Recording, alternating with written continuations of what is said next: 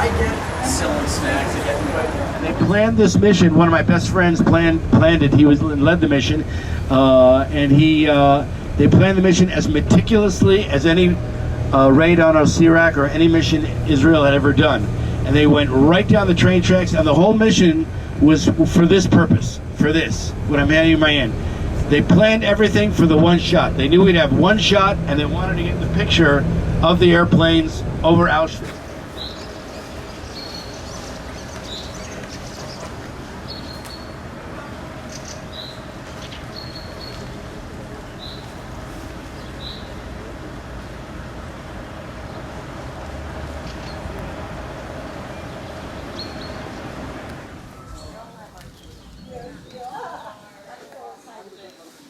The good looking one standing in between the two of you, but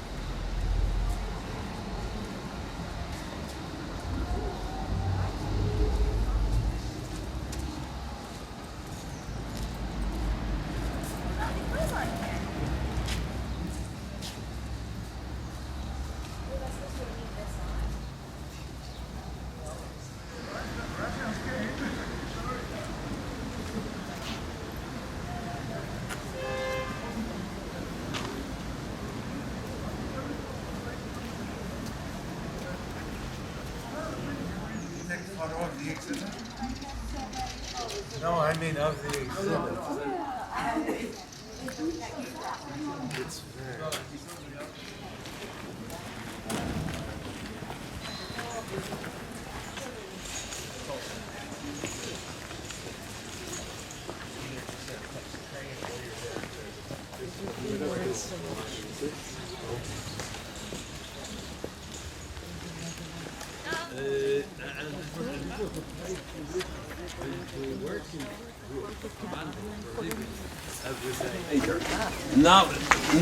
This is a replica.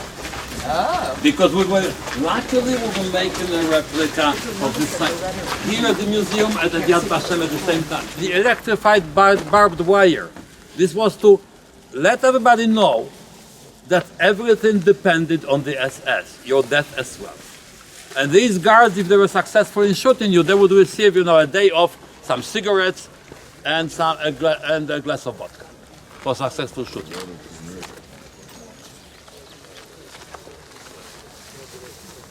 There are some musicians who were going crazy, and they asked the permission. They asked the SS to give them permission to bring in their musical instruments. The SS said, okay, you can do it. So their instruments were sent to them to the camp, and they created a band. Well, of course, they were in some way privileged being here. Later on, well, quite a few of them were Jewish. And that was a very easy situation for the SS because a lot of instruments were being, like violins, for instance, were being brought on the Jewish transports with their owner, right? They were some of them professional, some of them Russian. Now this one's about to be koshered with Rabbi Lau. Oh. That's Italy, 250 years old. Belarus, about 180, and Bohemia. And the Russian story was, we don't have any Torahs. Yeah. Found located.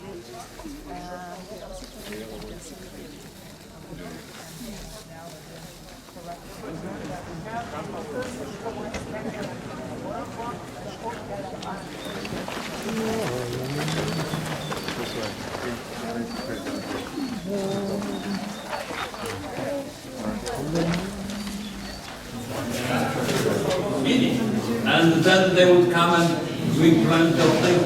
So the land of plenty, Canada. And then those pictures, trucks were coming. Trucks were arriving at the platform to get everybody into the very end. Here we have something we wouldn't have done it today, but it would have been done a long time ago before we started thinking of respecting the ashes. These are human ashes. Very powerful.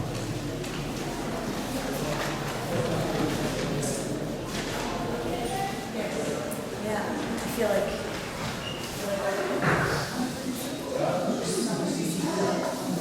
They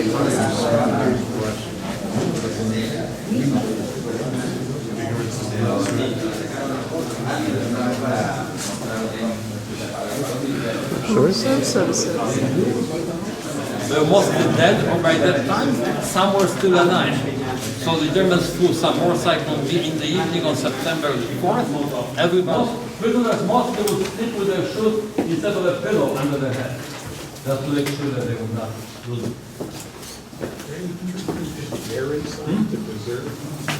Open the doorway, let everybody in. This room's under Under construction. construction, so you can. Date cuenta nada más, acuérdense, la maleta que ustedes tuvieron que hacer para ir a Garín. ¿Cuánto?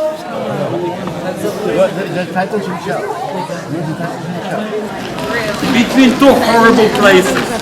Everyone was dead last year. But there are certain places which were more horrible than anything else. Behind me, this is block number 10, where Professor Klauberg was sterilizing Jewish women. The idea was how to get them work without leaving them possibility of reproduction. This block on the other side of this place, this was the block of death. We call it custody of the camp.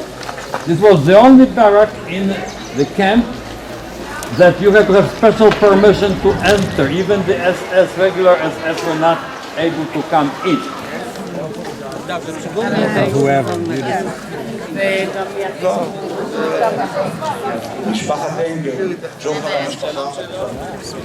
Were you in for most of the symposium yesterday? I was there for part of it. We are about to begin the 2016 March of the Living from Auschwitz to Birkenau. Since the first march was held in 1988, over 220,000 young people from around the world have participated in this sacred journey and marched the 3.5 kilometers between Auschwitz to Birkenau. A little over 8 years ago, Nazi Germany passed the law of Nuremberg, excluding German Jews from all aspects of German society. The Nuremberg laws were among the first steps on the road that eventually led here to the gate of Auschwitz, Birkenau, to the largest site of mass killing in the world and in the history of humanity. A little over 70 years ago, under these very same iron gates, Arbeit macht frei, Soviet troops liberated Auschwitz. But they were too late for most of these camps' inmates. By the time they arrived, only a few thousand frail and starving prisoners remained alive in the abandoned camps. Over 1.1 million people, the vast majority of them, innocent Jews, men, women, children, and elderly, been murdered here in this cursed place, the largest site of mass murder in the world. All across Europe, the same scene was repeated. Allied troops, Soviet, Americans, English, Canadians, Australians, soldiers came across to the concentration camps, filled with prisoners, the few who had managed to survive the brutality of the Nazis. They were also too late to save most of the prisoners. So we return here 71 years later with this hope and prayer. Never again shall we be silent when innocent people are being slaughtered, whether they are our brothers, sisters, or members of any other nation's race or religion. Never again will be indifferent to suffering of others. Never again shall we be too late in hearing the cry of the downtrodden. And yet, when you look around the world today, we see so much suffering and so much injustice. We see that our work is not yet done. So, with each step that you take today, let it be a reminder to raise your voice against violence and hate, to proclaim to the world that you will never be silent or indifferent in the face of evil. So I turn to you, marchers of the March of the Living, to the survivors and young people, to students and teachers, to second generation and third generation, to the people of Jewish faith and people of goodwill of all faiths and background, and say, join your hands, hearts together, and in the word of one of our marchers, and I'm quoting, let us march against dehumanization, let us march against intolerance, and let us march toward a better future of all humanity. Let the march begin. המצעד יצעד. בבקשה.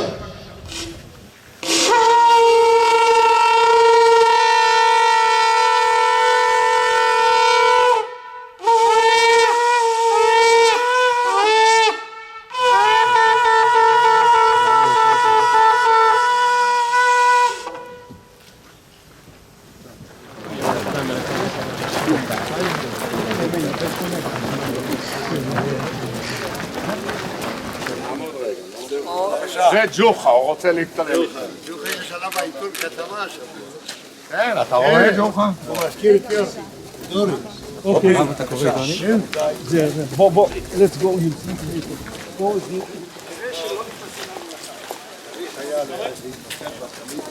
פרחנו.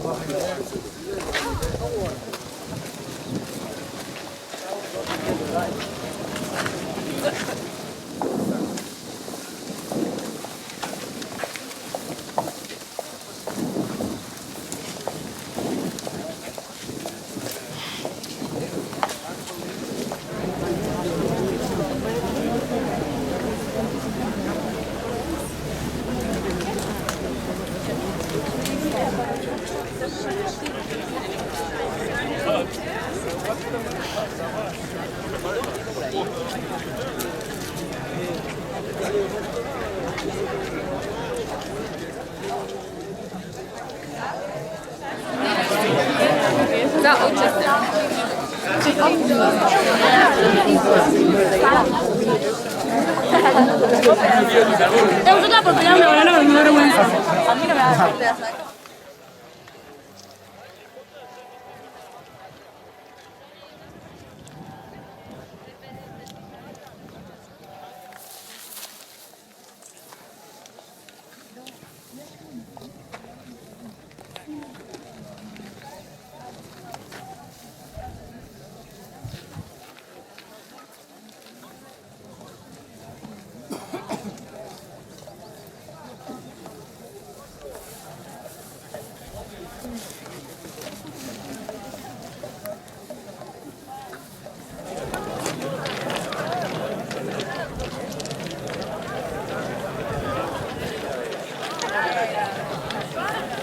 Leningrad, age 2.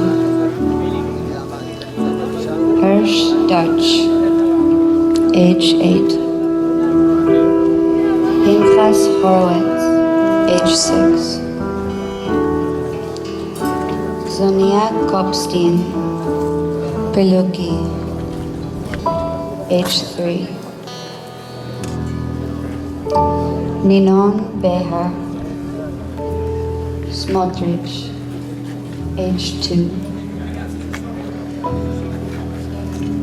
Liuda Milanevka, Slavuta, age 3. Tommy Kolmar, Auschwitz, age 9. Andras Domani, Auschwitz, age 8. Emmanuel Rus, Minsk, age 8. Romy Khan, age 8. Rosen Khan,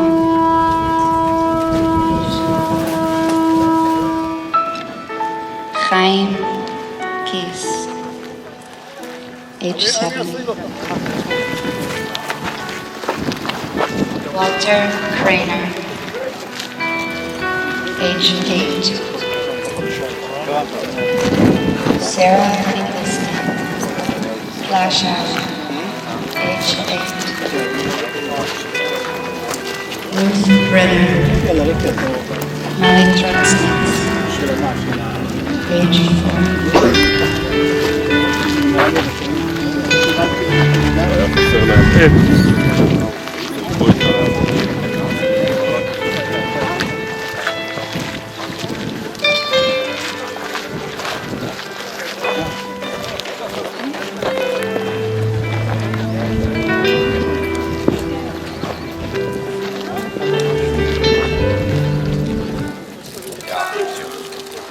Auschwitz, age 10. As you walk through the gates, what's your experience here? When you walk, age 10. you really feel that you're walking on the age 5. shoulders of giants. It's like, this is walking through Jewish history. This is walking through fathers, grandfathers. It's very emotional.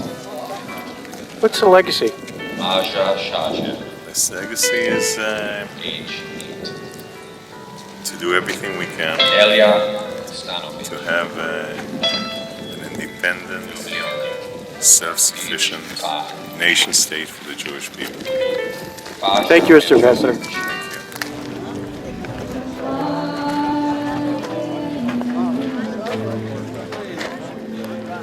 From this train.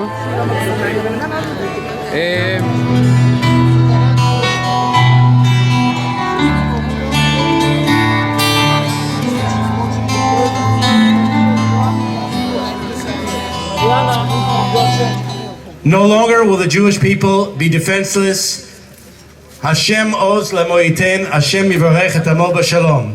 We're going to show the overflight of Auschwitz by the Israeli Air Force in the year 2003. חיל האוויר הישראלי, בשמי מחנה הזוועות, קמנו מאפר מיליוני הקורבנות, נושאים את זעקתם האילמת, מצדיעים לגבורתם ומבטיחים להיות מגן לעם היהודי ולארצו ישראל.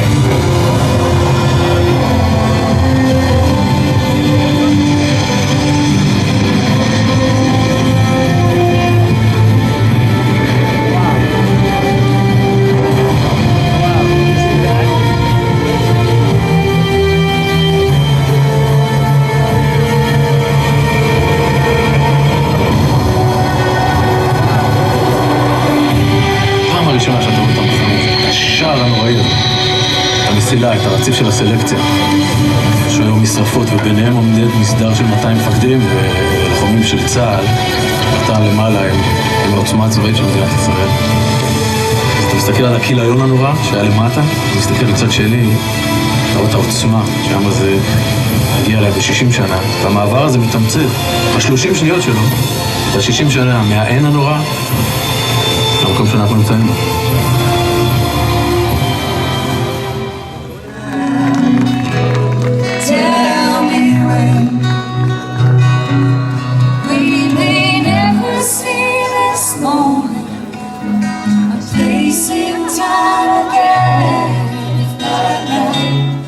Yet the March of the Living also represents the rebirth of the Jewish people, the rebirth of the Jewish state, the rebirth of the Jewish commitment to defend ourselves against those who would destroy us.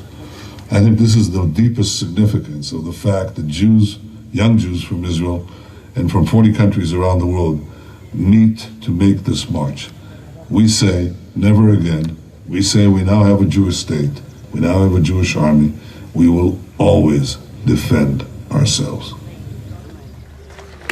Hello everyone. Bonjour tout le monde. Today we commemorate the 80th anniversary of the implementation of the Nuremberg Laws and the 70th anniversary of the Nuremberg Trials. Les lois de Nuremberg ont retiré aux Juifs allemands leur citoyenneté. Plusieurs d'entre eux, ainsi que leurs familles, vivaient en Allemagne depuis des décennies. Ces lois étaient à la base de la discrimination et ont permis le massacre de 6 millions de Juifs en Europe et ailleurs. Today we recall the world's muted reaction to the Nuremberg Laws. We now know that silence is never an option when humanity is threatened. We vow never to forget the Holocaust and its bitter lessons. We will always remember the victims of hate, anti-Semitism, racism, and xenophobia. We will never forget. We also mark another milestone today, the 70th anniversary of the Nuremberg trials of the Nazi leadership.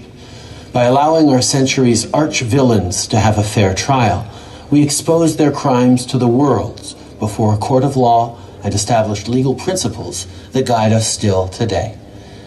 These are the two memories of Nuremberg, one of hate, one of justice. Let us be guided by the lessons we have learned from both. Even if I cannot be at the March of the Living in person, please know that I march alongside you down the 3-kilometer path from Auschwitz to Birkenau, because we are all witnesses. It is our sacred obligation to remember the past and our eternal duty to ensure the future. Merci. For words fit to be said in this place. The Holocaust raises for many of us many questions. Perhaps the most fitting perspective with respect to the Holocaust is that reflected in the phrase coined by Professor Shalom Rosenberg. The evil of the world declared the Jew as its enemy on earth, and since that day, every Jew must ask himself, in what way am I the enemy of evil? I stand here in Birkenau, a factory of death, where over 1 million Jews were murdered, where women, children, the elderly, young men and boys met with horrific and bizarre death. We must remember that among the millions of victims of Holocaust, not all were murdered in the concentration camps. Many perished through cruel death in ghettos, were murdered by firing squad over death pits, or poisoned in gas tracks. Babies killed in their mother's arms, another form of abuse that the mind cannot grasp and the world cannot articulate. We remember those who perished and grieved their loss, 6 million women, children, seniors and boys whose only sin was to be born Jewish. We rightfully focus on the victims, but I like to talk about the murderers for a moment. Given that we cannot comprehend the cruel and criminal acts perpetrated, we tend to say that the Nazis were beasts. By labeling them as inhuman, we attempt to somehow define and explain. The truth is that we cannot qualify this murderer as beast because even animals do not do such things. The incomprehensible evil committed by Nazi war criminals is pure human evil supported by theories, a cultural background, and rational decisions. They are not members of fringe group of German society, but whether its elite, its more dignified members, the crème de la crème of the society. The inability to comprehend, which I spoke of earlier, nevertheless beg asking a number of phrasing questions in a loud voice without fear. There were many accomplices to the crimes within Germany's society, as well as in other countries that played a role in the Holocaust. Some accomplices had weapons in their hands, some were in the forest, others in the ghettos, some in concentration camps, others in extermination camps. Some wear a physician-right coat or judge's robe, others simply orchestrate propaganda. This was a methodical and organized murder industry driven by a clear ideology. Azriel Karlibach, an Israeli journalist and thinker, wrote, "They did not kill them because the Jews were weaker than them, but because they were better than them. They abused newborns without the ability to speak, because the Jewish baby's gaze from birth radiate with the imprint of justice and blinds the eyes of evildoers. They burst into attics where innocent children learned Torah in a strangled voice, because as long as that voice is heard in the world, Satan cannot lie peacefully. Judenrein, the cities must be completely empty so that impurity can fill them." The British historian Ian Kershaw, in his book The End, attempts to understand why toward the end of the war, when it was clear to Germany that it had no chance of prevailing and that the end was closer than ever, why it continued to hunt for Jews until the bitter end. Nazi rule saw itself as liberating humankind from Jewish ethics and from the Jewish presence in the world, and was prepared to sacrifice its own people to do that.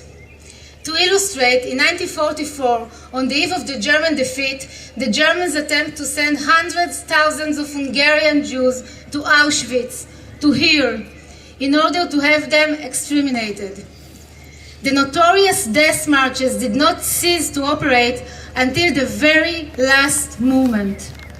One of the survivors who is here with us today, Ed Mosberg, told me that the German collected all of the women, including his sisters, in the camp and shot them one day before the camp was liberated.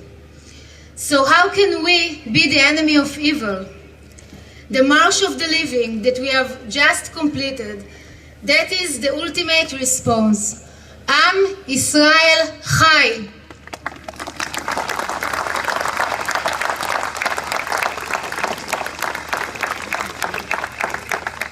And here in Birkenau, another key question, no less painful, arises.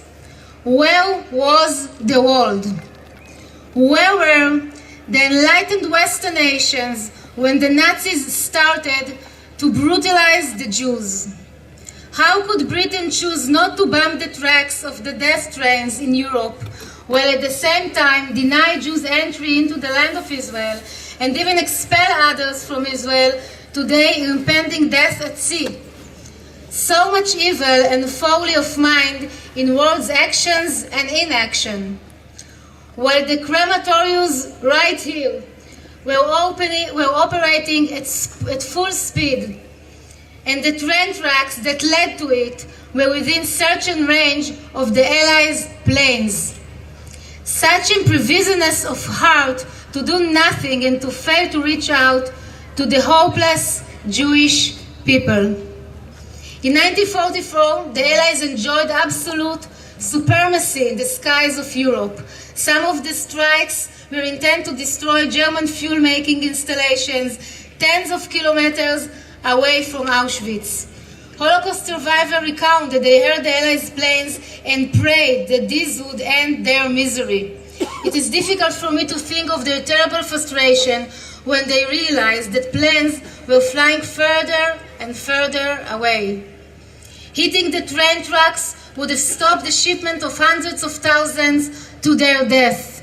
Bombing the camps themselves would have put a stop to the killing spree. Hundreds of combat flights, hundreds of strikes against military targets, and it was not possible to dedicate just a few of those to stopping the extermination. I simply cannot comprehend it. There is no way to go around it. The entire world deserted the Jews. Today I can say with pride that we are not longer at the mercy of the world. Jewish blood will never be forsaken again. Even today, we witness a modern form of anti-Semitism. Transfer of Jews to resettlement in the East has morphed in recent years, as we heard just a few days ago from a British Labour MP, into a proposal to transfer the State of Israel to the West. History has taught us that the forced transfer of Jews from one place in the world to another has led to the next stage. The stage where it is quickly suggested that the Jew have no place at all in the world. We are seen as belonging neighbors here, no there, roaming the land, and whenever find us, kill us. Hatred of Israel has become hatred of the State of Israel, but beyond this, nothing has changed.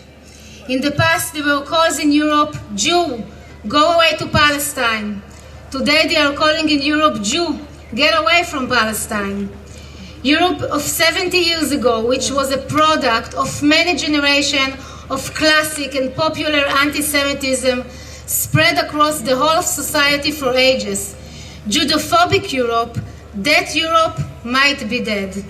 However, the new Europe is not able to free itself from its ghost of the past. They continue to hunt Europe without respite. The old Europe, so go speak, is unwilling under any circumstances to release its grip on the new Europe.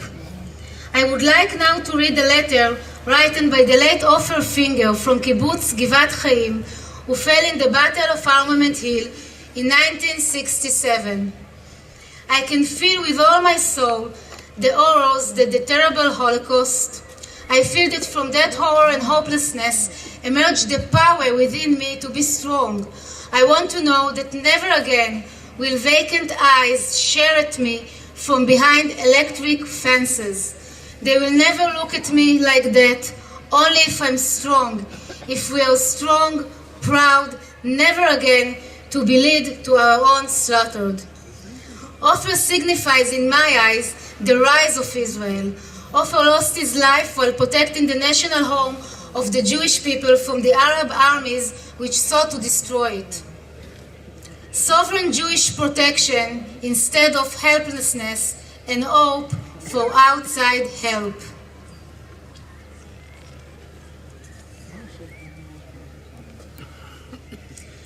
Does such a state have a place in the world? Does it have a right to exist? Here in Birkenau, I will say this. The existence of the State of Israel is justified in every moment, even when it enjoys, as we do today, a time of prosperity, even in days of great strength.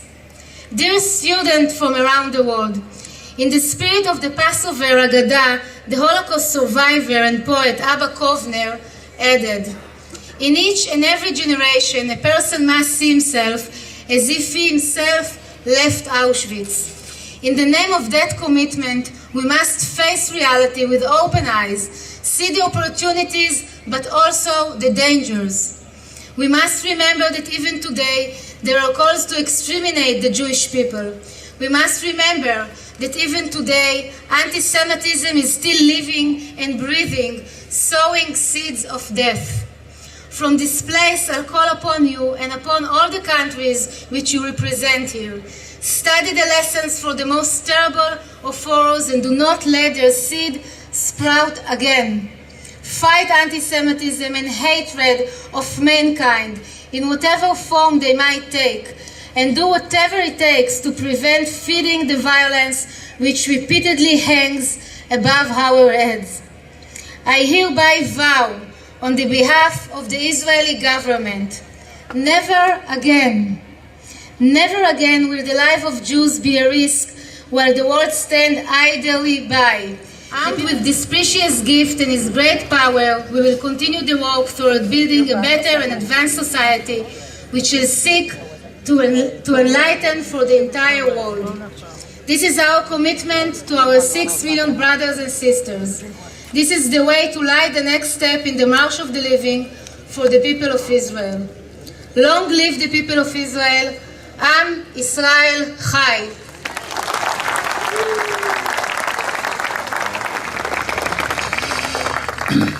Minister of Justice of Israel, members of the Israeli Knesset, ambassadors, leaders, professors, friends,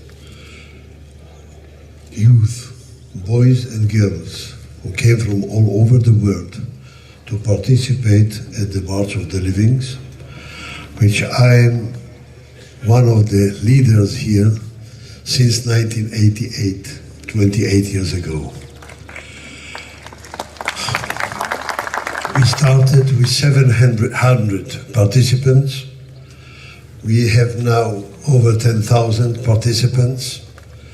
The world is changed in 28 years. It's a generation. But anti-Semitism is still here. Last 27th of January 2016, in the Israeli embassy in Washington, D.C., I came on behalf of Yad Vashem to deliver 4 diplomas of righteous among the nations.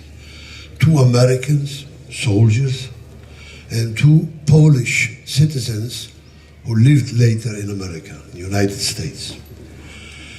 On this occasion, in the Israeli embassy, President Barack Obama appeared and gave a speech, and then he said, if there is still one anti-Semite in the world today, after World War II, who speaks against Judaism and against the Jewish people, I declare here in Washington, all of us, we are Jews. All of mankind, we are Jews.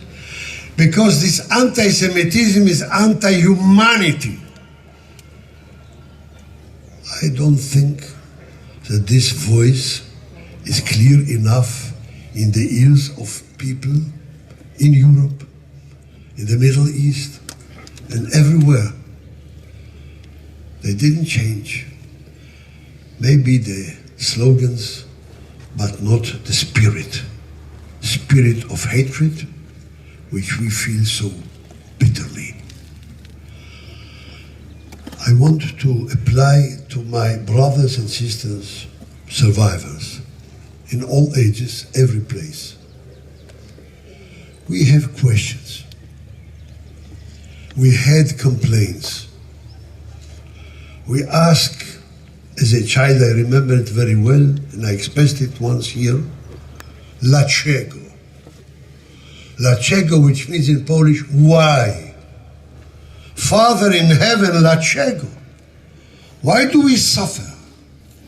Why are we so on the target of people who want to liquidate us? What did we do? I remember myself as a child asking, I had no address whom to ask, but to myself, what did I do? What a crime.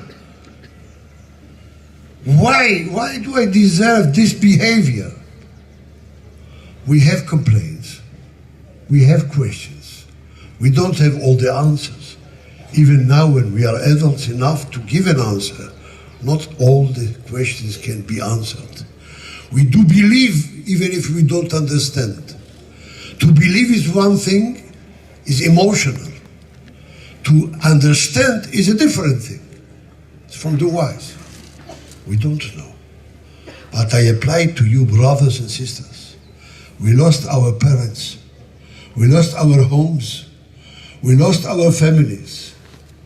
Don't escape from Father in heaven. Don't disconnect yourselves from our beautiful heritage. We punish ourselves if we escape from our tradition. Why do we deserve another punishment after what we went through?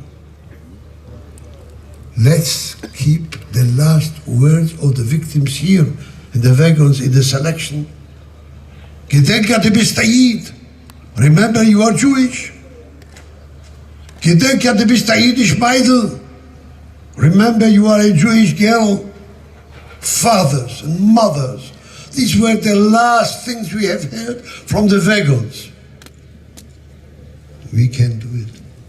It's in our hands. This is my application to my friends, but to the boys and the girls from over 40 countries who came to participate at the march, I want to say one thing. Isaiah the prophet, in chapter 60, is describing the vision of a gathering of exiles. And he gives a comparison to two items. Mi elle ka'avte ufenna. Who are these who will fly like the clouds? V'chayonim el arubotehem. And like the doves flying to their nests, to their home. Two examples for the same idea, for the same vision. I see in gathering of exiles, Jews who come back to Israel, to Eretz Israel, to the promised old homeland, becomes new in our hands. They are compared to a cloud and to a dove. What's the difference? The first chief rabbi of Israel was a Rav Avram Yitzchak HaKohen Cook, Zetzal. He said, there is a huge difference between a cloud and a dove. A cloud has no emotions, no wisdom, no heart and no brain, no initiative.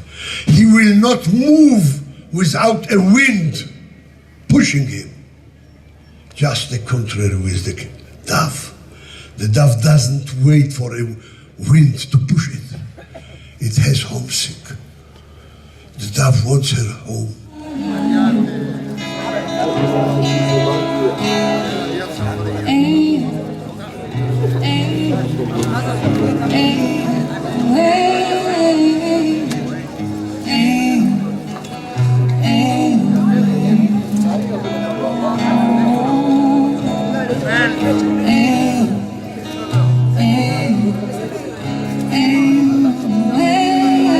In Rwanda.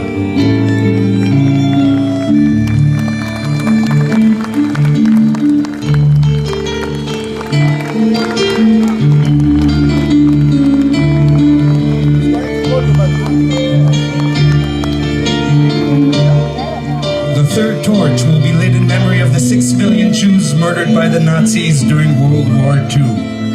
To light the third torch, I call upon Holocaust survivor and philanthropist Edward Mossberg. Mr. Mossberg was born in Krakow, Poland in 1926. His father Ludwig was murdered in 1941, and in 1942 his grandparents, aunts, uncles, and cousins, 16 family members in all, were murdered in Belzec. Edward's mother and his wife Cecile, 9-year-old brother, were also murdered here in Auschwitz, Birkenau. Mr. Mossberg has participated in several March of the Living programs and is a generous supporter of the March, as well as many other worthy causes. He speaks regularly to young people about his experiences in the Holocaust and has made his life's mission to ensure that the lessons of the Shoah are never forgotten. He will say a few words.